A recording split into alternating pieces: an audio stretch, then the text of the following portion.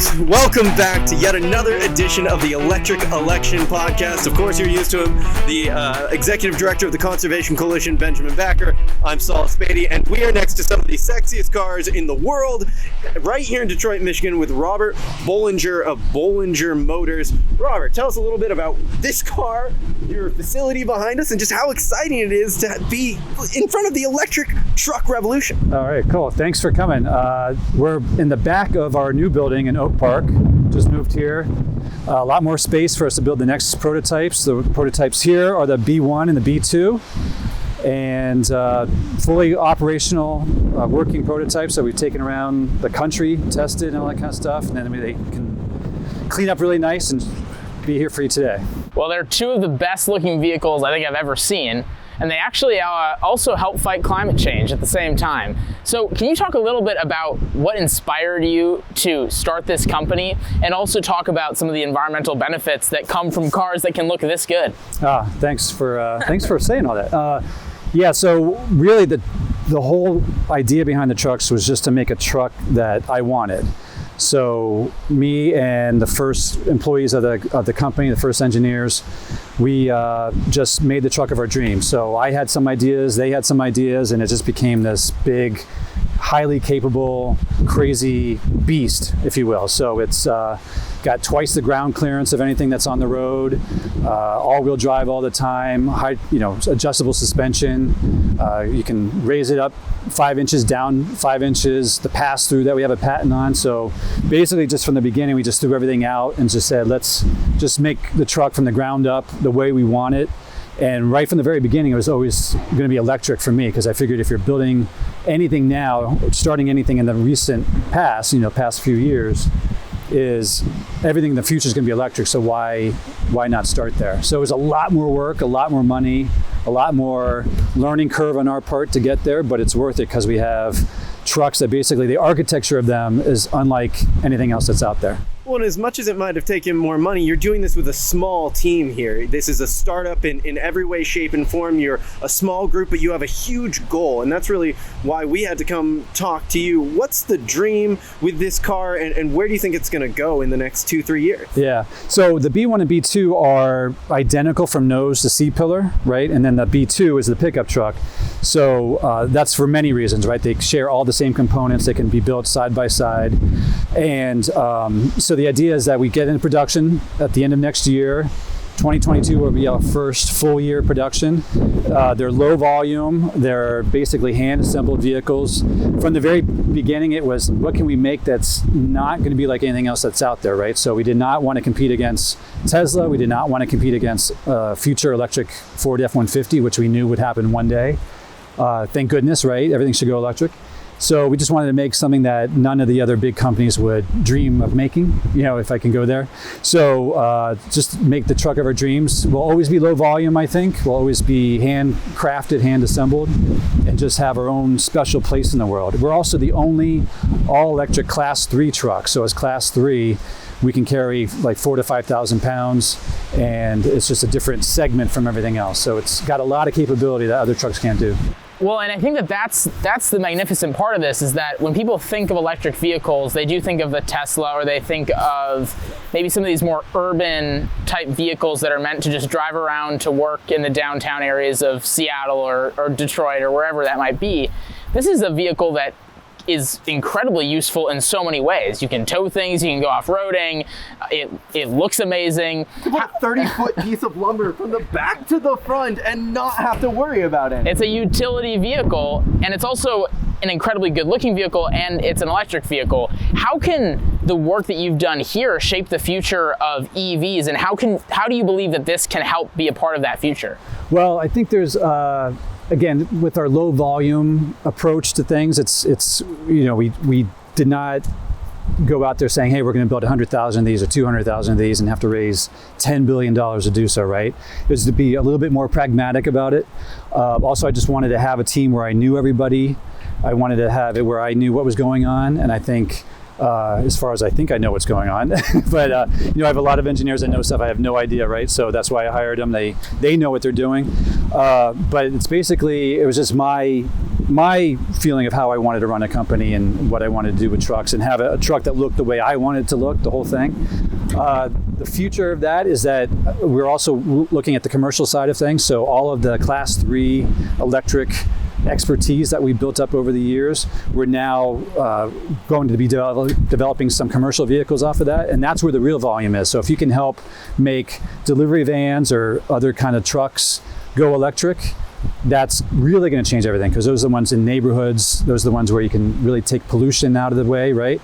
So our handcrafted trucks will be like our Halo trucks over here, and then we want to do a whole set of commercial vehicles over here that really changes how people deliver packages with Amazon. Exactly. Well, and that's so important because, I mean, can you go a little bit deeper into that? That was just announced, those Sprinter vehicles that are being released, right? A couple of months ago. How exciting is that? And do you think that's going to be the long-term, let's say, 5-year future of what really makes this company, financially succsuccessful? Yeah, well, the Deliver E trucks we announced, a couple months ago, like you said, and when we showed that, we had basically when we showed that chassis, which is the underpinnings of these trucks, we had a press release for that.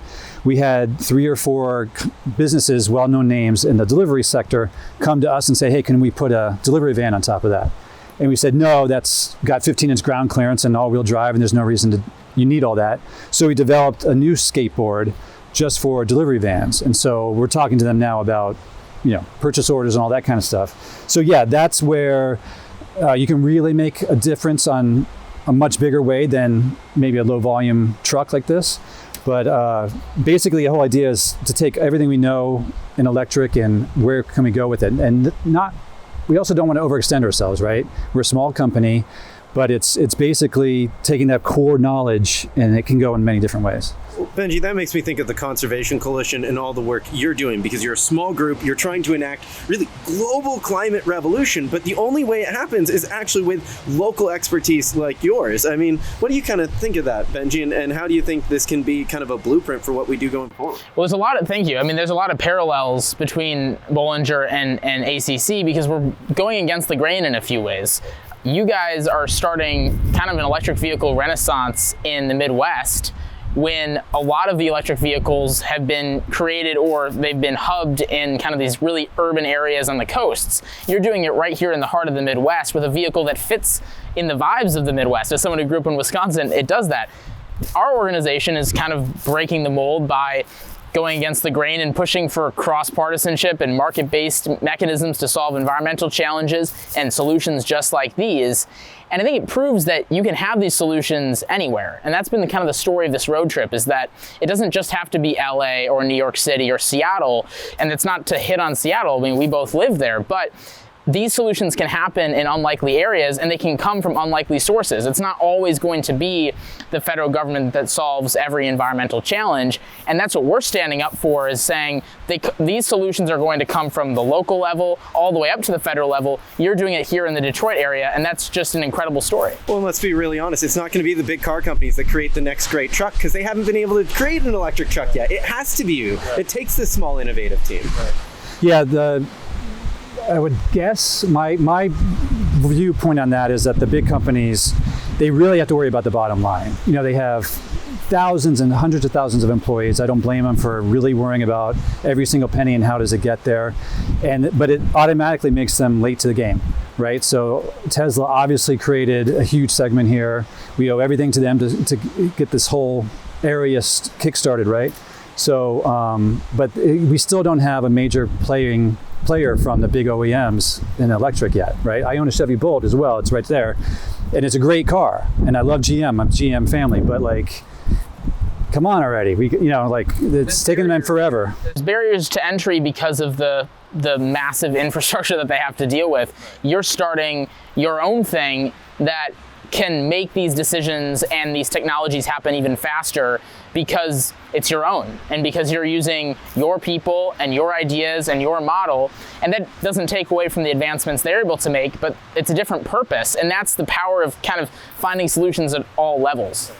Well, I'd almost ask, you started in New York and then you moved to Detroit. If there are people around the country who want to be part of this really green energy revolution, there's great minds on the coast. Maybe you could tell them a message that they need to maybe think bigger and go into middle America, where there's really incredible opportunity, incredible manufacturing to create new products that'll change the 21st century. Yeah, because when I first came to Detroit to meet with a vendor, because we had already built the first prototype completely in New York, and I hadn't thought about coming to Detroit. I thought maybe we could do it in the Catskills.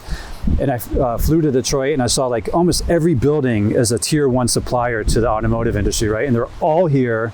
All the engineers are here. I tried to hire engineers to come to New York, and they're like, who are you? Why would I do that, right? So we came to where everything is. So really, Detroit, there's nothing else like it in the US. You have to come here for automotive.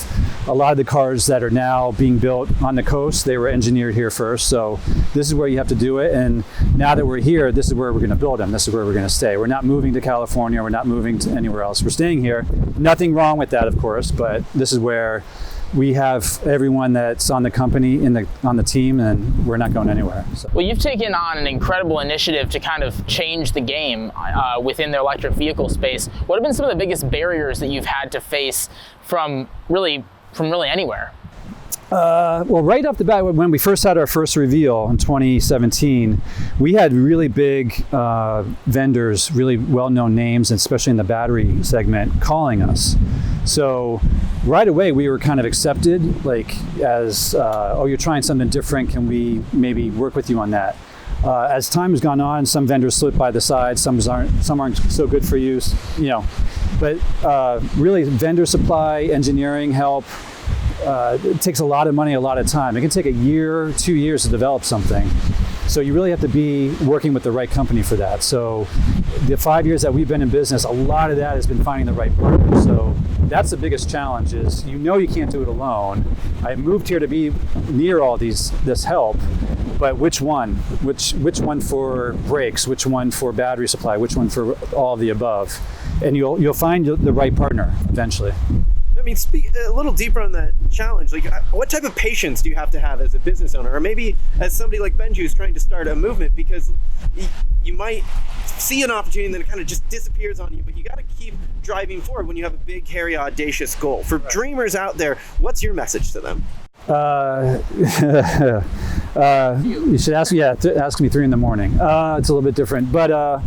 Well, when I started this, I knew that I couldn't stop until it got made, right? Until we were successful. So I knew everything else was going to become second to this. That's just the way I am, I guess. But it's been extremely difficult. There's been many, many nights, many, many days where you're just like, is this gonna work? And the different kinds of setbacks that you hit, it's hard to explain, but it's just, you just have to keep going and going and going. It's like what everyone else says, but like when you're feeling it and like on the verge of tears, you just have to just keep going, but. Well, I think it's something that Danny and I both had to face throughout the entirety of ACC is just kind of like this relentless pursuit of this bigger goal that seems so audacious that it seems impossible when you think about it in this big picture. But when you're going through the day to day, you realize why you're doing it. And right when we walked in, the first thing that was said about you was that you had a passion about this and that you were living your dream, and every day it was exciting to be a part of, this work project, and that was actually also a fun project. So, I mean, I think that it is almost a story of what can be the future of the American dream. Is this green energy revolution, this clean tech future of, not just transportation, but really all industries. And you're doing it because you can, and that it's a passion issue of yours. Well, I'd almost add to that. What I think about is just, these are high-paying manufacturing jobs right behind us, right here. Yeah, we're not manufacturing here, we're prototyping. Well, we're going to get to manufacturing quite soon, I apologize. Right. But these are high-paying American jobs in industries that both candidates, or really all politicians, want to have in their district. But I almost think of, how many politicians have come down here, and what do you hope to see kind of from elected officials? Should they be taking more notice of, something like Bollinger Motors and the great work you're doing, and really trying to highlight that versus trying to create this kind of intense feeling that the world is going to end tomorrow? Right. Well, a lot of the EV market has been created by regulations making it happen, right? So California's recent announcement for her entire state, that will really get everyone moving. So I think those kind of acts are everything. They do everything. So now all the tier ones that we've been working with, who have 100-year life in the gas world, and they saw this coming in the past few years. They've been trying to figure out how to go electric. Now they see these kind of regulations coming. They're like, oh man, I got to really hurry this up, right? So that's really the biggest thing they can do, is just regulate out the old stuff, right?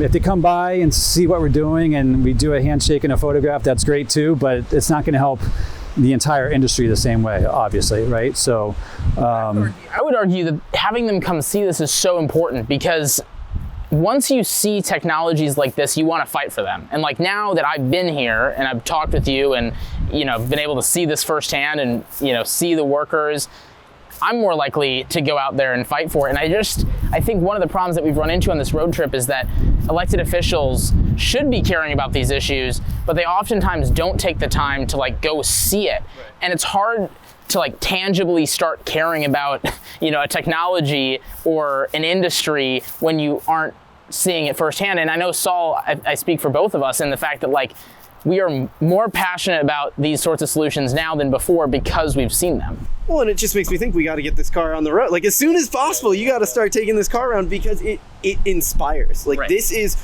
great American manufacturing in a level that we haven't seen out of Detroit for, it feels like 30, 40 years in some cases. And a shout out to our local rep in Michigan, Robert Wittenberg. He has come by. He's answers emails, he answers texts, like some bills that have been going through Michigan right now, all this kind of stuff. So he's very responsive. He's really great. So he's definitely one that, in the state level, it's been great. So, and he's made an impact because he's been able to take that time for you. I mean, switching gears for a second, you know, this is a vehicle, when we're walking around this office and looking at the social media pictures and everything that is around the branding, the pictures are in beautiful locations. They're in Moab, Utah, they're in Colorado, they're off-roading. You don't see that very often with electric vehicle branding, but yet the younger generation of consumers is about outdoorsy things, activities. They're about going to Moab, they're about going to Denver and going into the Rocky Mountains. How has that played a role into your branding as one of, if not the first, that's really made this an outdoorsy vehicle car? Right. Well, everything with our company, like if you follow us on social media, is that we're really showing you what we're really doing right now, right? So daily, we've been introducing the team members, all that kind of stuff. So we show you what's going on. We're all very open about where we're at, how many team members we have. We're a small company. We're nothing to hide. We're doing great. So really the branding comes from what we're doing with the trucks, right? So the trucks were built to be off-road. They're road legal, of course, but 15-inch ground clearance all the way from wheel to wheel. There's nothing like it anywhere in the world like that, right? So we built that on purpose to take it to those places. And we take it to those places and we say, Mark, come along and have fun and photograph and video it. So it's not we take a vehicle to a place and then photograph it. We are testing it and doing what the truck was made for and then photographing it. So it's not branding in the sense of, the ugly side of the word, which is like, let's make up a story. It's capturing what's really going on. But yeah. Well, we got about 5 minutes left here, and I just got to ask you on that note, I was watching you drive around Moab, and the excitement in the car as you guys were taking this around. Yeah. What was it like to finally drive your car in this incredible place and have it just honestly rip? Right. Well, yeah, it's especially great because you were inside at computers for 2 years, and then parts start coming in, and that's really fun is the build times, right? So the build time is a lot of fun, but that's really late hours, and you're inside, and it was winter and all that kind of stuff. So to actually get out of the office and get away, and it's in that trailer right there, and I drove it across the country the first time to take it there, and then you can take it out. It's just like, it's everything, because the 3 years leading up to this is now we can do this, and then you hope you didn't forget something back at the shop, but it did beautifully and nothing broke. It's a prototype, so you want things to break to find out where your weak points are, right? So you push it and push it and push it, and then we took it to test tracks. You can go around the loops. There's a lot of fun with the vehicles as well. So yeah, I try to go as many times whenever it's out and about, because it's boring in there sometimes.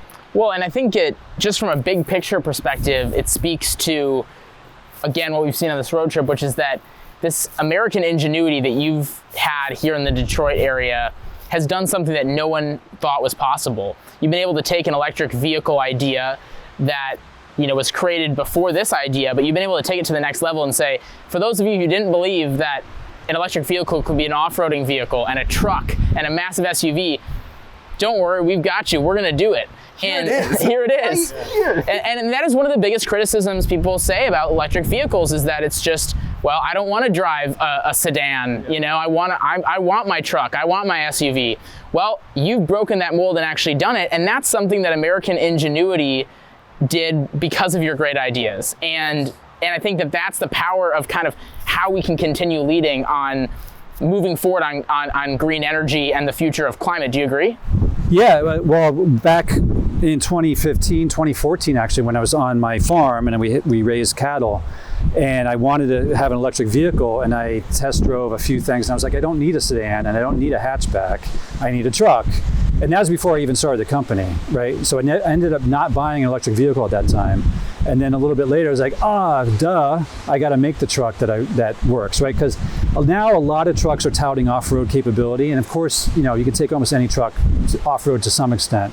But even the other EVs that are in development right now, it's all about going off-road, but they weren't developed for that. They're developed for many other reasons.